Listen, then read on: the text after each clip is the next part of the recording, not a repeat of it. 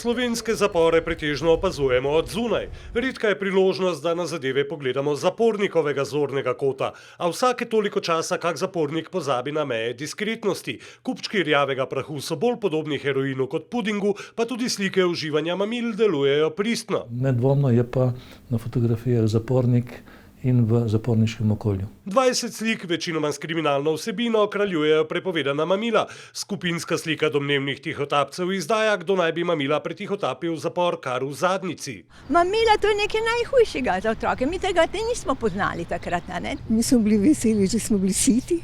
Danes pa marsikomu ne gre brez interneta, tudi zapornikom ne. V letu 2013 je bilo najdenih 61 mobilnih telefonov in pa 49 predmetov, ki so smatrani kot oprema za te inštrumente. Že v preteklosti smo lahko občudovali mojstrovine kot video Opasni momci z Doba, katerega avtor je obsojenec, ki je objavil nazoren prikaz zaporniške druščine s kaznimi in dejanji vred.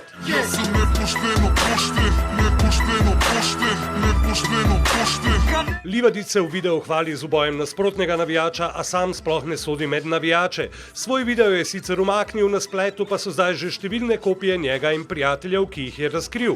Prijatelji so verjetno bivši. Podobno se piše današnjemu junaku Leonu Podlogarju. Iz tega bodo samo problemi.